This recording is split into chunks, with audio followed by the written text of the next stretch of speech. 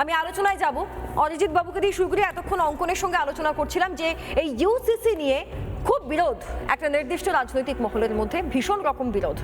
আমার কথা হচ্ছে যে এই বিরোধিতার কারণটা কি কেবলমাত্র রাজনৈতিক স্বার্থ, নাকি আপনারা যারা আজকে সরকারে রয়েছেন তারা তাদের স্বার্থ পূরণ করছেন সংবিধানকে না মেনে? কোনটা বাস্তব বলুন অরিজিৎ বক্সী। সংবিধানের কথাই যদি বললেন তাহলে তো আর্টিকেল 44 কি বলছে সেটা দিয়ে শুরু করতে। একদম। আর্টিকেল 25 থেকে 28 পর্যন্ত বিভিন্ন রিলিজিয়নের তাদের যে পার্সোনাল যে অ্যাপ্রোচ রিলিজিয়নকে সেলিব্রেট করার সেটাকে এনশ্রাইন করা হয়েছে।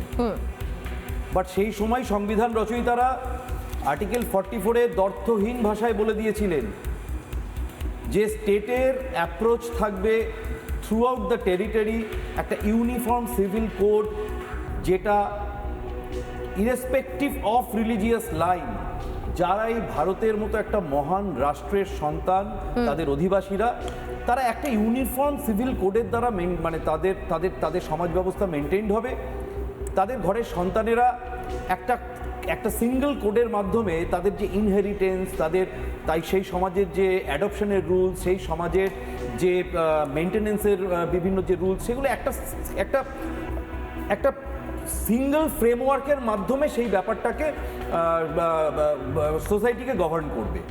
এবং এটার মধ্যে তো আশ্চর্যের কিছু নেই, কারণ সংবিধান রচয়িতারা তখনই বুঝতে পেরেছিলেন যে ভারতবর্ষের মতো একটা মাল্টিলিঙ্গুয়াল এবং মাল্টি কালচারাল একটা সোসাইটি, যেটা আমাদের একটা ইউনিকনেস, এই ডাইভার্সিটিটাই আমাদের একটা ইউনিকনেস।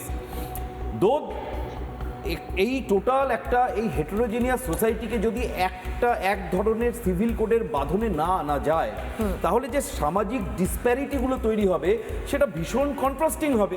ধরুন একই পাড়ায় দেখা গেল পাশাপাশি একটি হিন্দু এবং একটি মুসলিম পরিবার থাকে এবং উভয়েরই কিছু সম্পত্তি রয়েছে।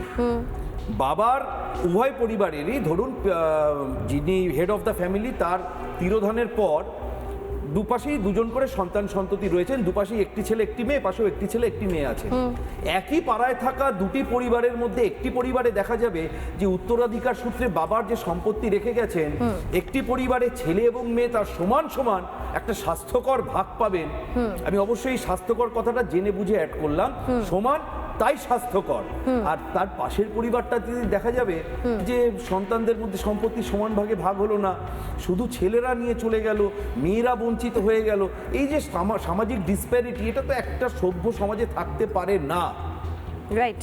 আজ থেকে এত বছর আগে সংবিধান প্রণেতারা এটা খুব পরিষ্কারভাবে অনুভব করেছিলেন যে আমাদের এই যে মাল্টিলিঙ্গুয়াল মাল্টি কালচারাল যে সোসাইটি, তার যে বেসিক জায়গাটা, সেই বেসিক জায়গাটা যদি একটা কনসলিডেটেড সিঙ্গেল কোড দিয়ে গভর্ন না হয়, তাহলে একটা খুব মানে সামাজিক ডিসপ্যারিটি এটা প্রকটভাবে দেখা দেবে।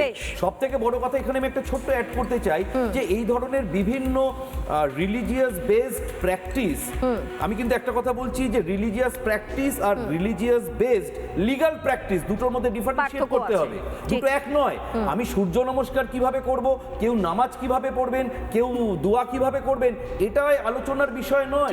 আলোচনার বিষয় হচ্ছে যে ধর্মের ভিত্তিতে যেন একই সমাজে থেকে বিভিন্ন ধর্মের উপর ভিত্তি করে মানুষের মধ্যে ডিসপ্যারিটি না হয়, এটাই কিন্তু আর্টিকেল 44 এর মূল লক্ষ্য ছিল। নানা ধরনের কন্টেন্ট দেখার জন্য লাইক করুন, শেয়ার করুন আমাদের ফেসবুক পেজ, সাবস্ক্রাইব করুন আমাদের ইউটিউব চ্যানেল। পাশাপাশি অন্যান্য ব্রেকিং নিউজের জন্য অবশ্যই চোখ রাখুন রিপাবলিক বাংলায়।